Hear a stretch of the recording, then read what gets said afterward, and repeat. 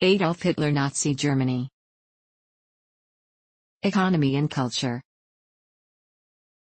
In August 1934, Hitler appointed Reichsbank President Hjalmar Schacht as Minister of Economics, and in the following year, as plenipotentiary for war economy in charge of preparing the economy for war. Reconstruction and rearmament were financed through Mayfo bills, printing money, and seizing the assets of people arrested as enemies of the state, including Jews. Unemployment fell from 6 million in 1932 to 1 million in 1936. Hitler oversaw one of the largest infrastructure improvement campaigns in German history, leading to the construction of dams, autobahns, railroads, and other civil works. Wages were slightly lower in the mid to late 1930s compared with wages during the Weimar Republic, while the cost of living increased by 25%. The average workweek increased during the shift to a war economy. By 1939, the average German was working between 47 and 50 hours a week.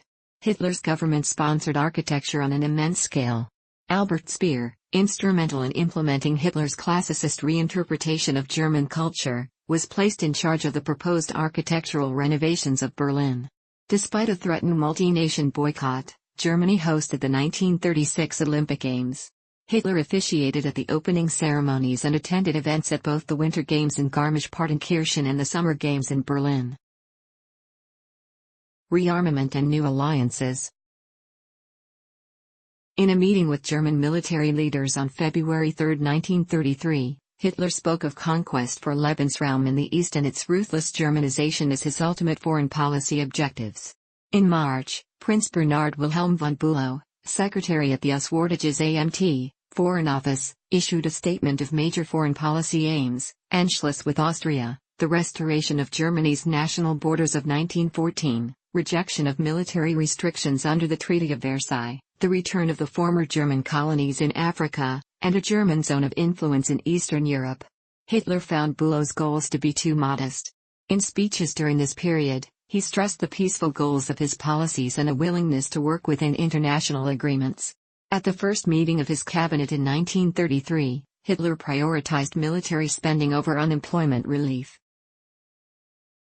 Germany withdrew from the League of Nations and the World Disarmament Conference in October 1933. In January 1935, over 90% of the people of the Saarland, then under League of Nations administration, voted to unite with Germany. That March, Hitler announced an expansion of the Wehrmacht to 600,000 members, 6 times the number permitted by the Versailles Treaty, including development of an air force, Luftwaffe, and an increase in the size of the navy, Kriegsmarine. Britain, France, Italy, and the League of Nations condemned these violations of the treaty, but did nothing to stop it. The Anglo-German Naval Agreement, AGNA, of 18 June allowed German tonnage to increase to 35% of that of the British Navy. Hitler called the signing of the AGNA the happiest day of his life, believing that the agreement marked the beginning of the Anglo-German alliance he had predicted in Mein Kampf. France and Italy were not consulted before the signing, directly undermining the League of Nations and setting the Treaty of Versailles on the path towards irrelevance. Germany reoccupied the demilitarized zone in the Rhineland in March 1936, in violation of the Versailles Treaty. Hitler also sent troops to Spain to support General Franco during the Spanish Civil War after receiving an appeal for help in July 1936. At the same time, Hitler continued his efforts to create an Anglo-German alliance. In August 1936, in response to a growing economic crisis caused by his rearmament efforts, Hitler ordered Göring to implement a 4-year plan to prepare Germany for war within the next 4 years. The plan envisaged an all-out struggle between Judeo-Bolshevism and German National Socialism, which in Hitler's view required a committed effort of rearmament regardless of the economic costs. Count Galeazzo Ciano,